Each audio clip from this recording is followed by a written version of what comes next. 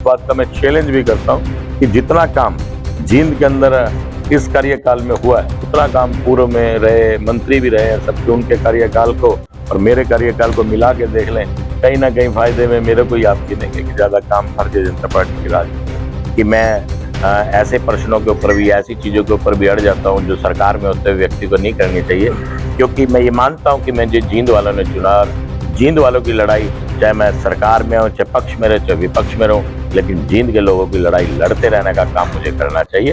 कांग्रेस अगर ये कहने लग जाए कि बिना पर्ची बिना खर्ची के नौकरियां मिल रही हैं इस सरकार में, तो फिर उनको पूछेगा कौन? उनको तो कहना बनता ही है, वो बेचारे और कर भी क्या सकते हो। अब जींद जिला बैकवर्ड नहीं रहा है, लेकिन वहाँ की जनता अभी भी मानने को तैयार नहीं। आदत होगी ना, लंबे समय से आप किसी चीज को कहते आ रहे एक आदत है, अभी मन से छूटता ही नहीं। तो मेरे पिताजी ने यूनिवर्सिटी में, तो रीजनल सेंटर था, यूनिवर्सिटी से में तब्दील कराने का काम माननीय मुख्यमंत्री भूपेंद्र सिंह हुड्डा जी से कह के करवाने का काम किया था।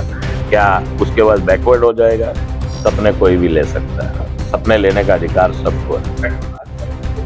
तीसरी बार सेंटर में भी भारतीय जनता पार्टी की सरकार बनेगी, माननीय प्रधानमंत्री भाई नरेंद्र मोदी जी बनेंगे, और हरियाणा में भी तीसरी बार सरकार भारतीय जनता पार्टी की बनेगी, जिसको तीसरी बार मनोहर लाल जी इस सरकार को चलाने का काम करेंगे। 9 नेशनल हाईवे से जींद को जोड़ा जा रहा है, इसके बाद भी अगर आप कहेंगे कि जींद बैकवर्ड है तो फिर भैया इसका इलाज कुछ और नहीं है। मैं ये कहता हूँ एक मंत्री लेवल के काम में करवाने का काम कर रहा हूँ। तीसरी बार जब सरकार बनेगी उसमें कुछ अच्छा उद्योग लगाने की और ट्रांसपोर्ट नगर की मेरी एक उम्मीद है कि ऐसा कुछ रहेगा।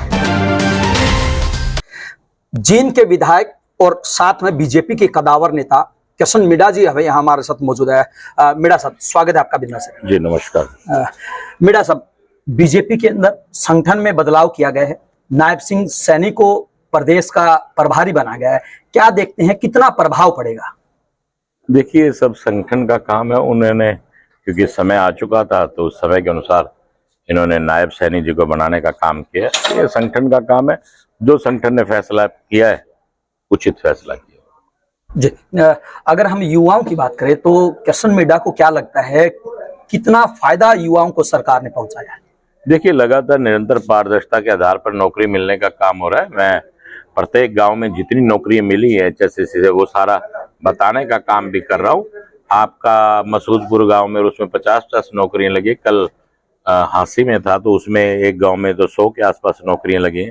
मेरे जींद में भी 2-3 गांव को टोटल मंगाए तो लगभग 250 के आसपास नौकरियां लगी। इस प्रकार से बिना पर्ची बिना खर्चे के नौकरियां तो लगी रही हैं इस सरकार में। जी, किशन मीणा कहते हैं कि बगैर पर्ची और बगैर खर्ची के नौकरियां लगी हैं, लेकिन वहीं अगर हम कांग्रेस की बात करें तो उनकी तरफ से आरोप लगाए जा रहे हैं कि धड़ल्ले से नौकरियां बेची जा रही हैं।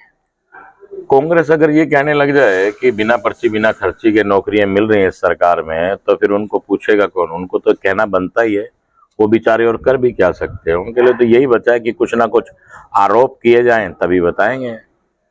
जींद को राजधानी बनाने के दावे किए जाते हैं नेताओं के द्वारा, लेकिन जब काम की बात आती है, विकास की बात आती है, तो कहीं ना कहीं पिछड़ा नजर आता है जींद। वजह क्या मानते हैं मीणा साहब? देखिए, ये आज आप जींद को पिछड़ा हुआ नहीं कह सकते।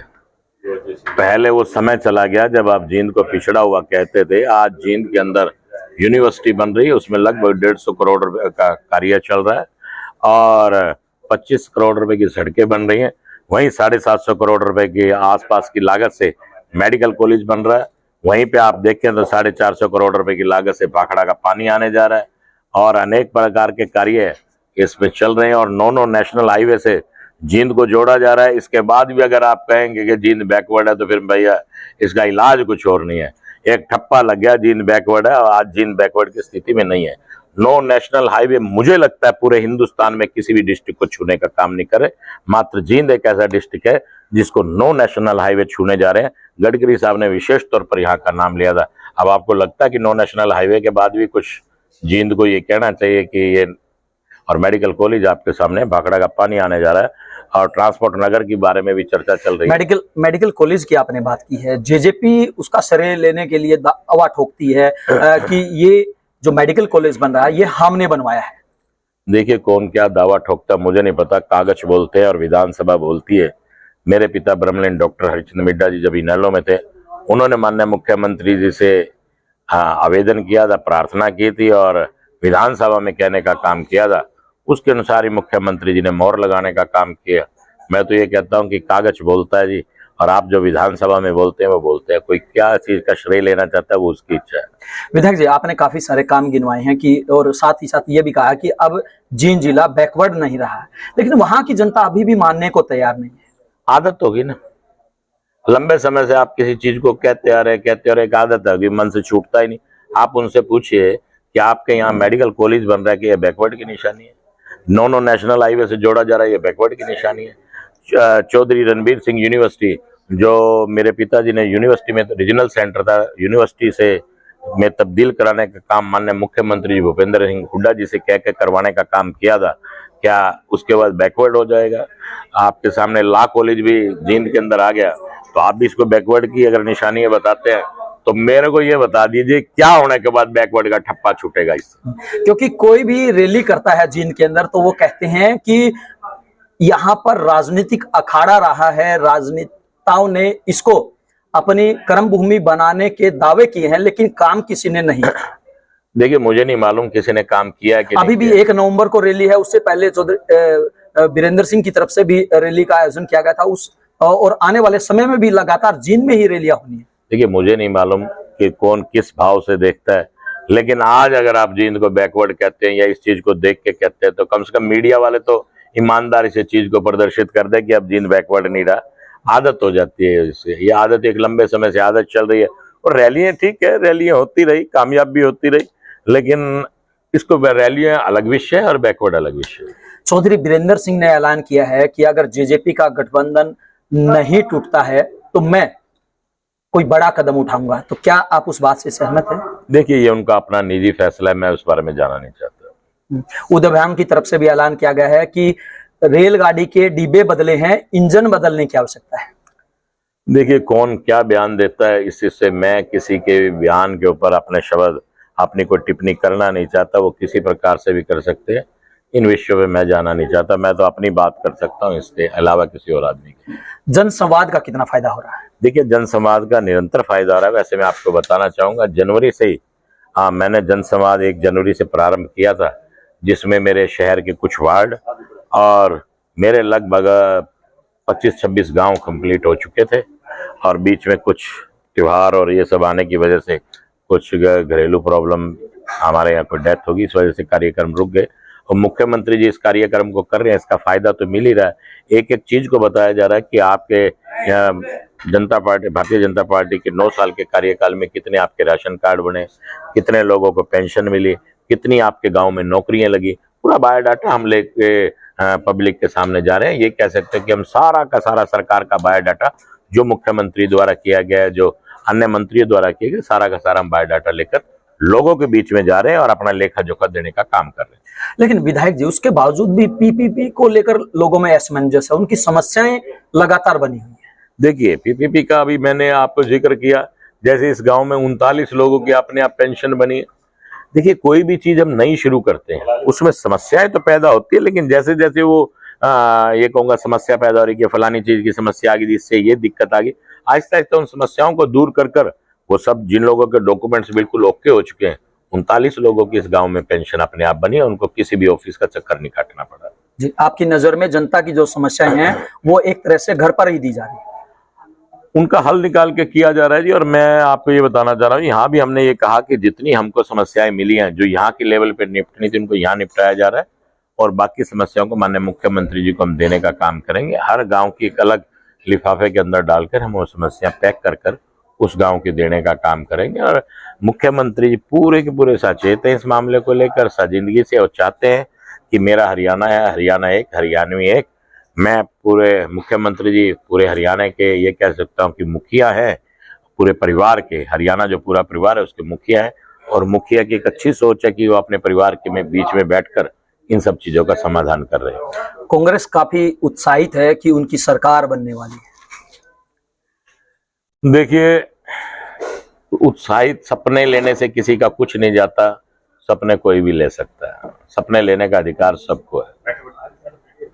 तीसरी बार सेंटर में भी भारतीय जनता पार्टी की सरकार बनेगी, माननीय प्रधानमंत्री भाई नरेंद्र मोदी जी बनेंगे, और हरियाणा में भी तीसरी बार सरकार भारतीय जनता पार्टी की बनेगी, जिसको तीसरी बार मनोहर लाल जी इस सरकार को चलाने का काम करेंगे। विधायक जी, मुझे अच्छी तरह याद है जब जींद का उपचुनाव था तो आपको जब मैदान में उतारा गया था तो उस समय बार बार ये कहा जा रहा था कि विधायक जी को केवल विधायक नहीं रखेंगे, हम बहुत बड़ा इनको कद देंगे।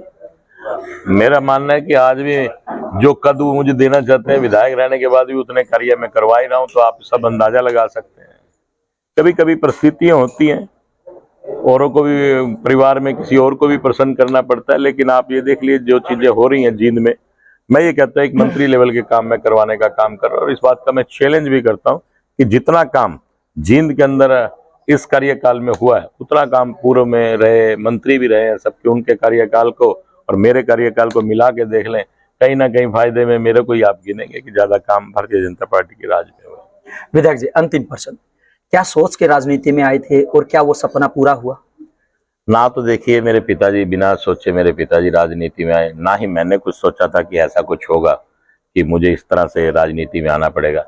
कभी कभी कोई इंसान, पिताजी ने कभी ये सोच के सेवा नहीं करी कि मुझे राजनीति में आना है।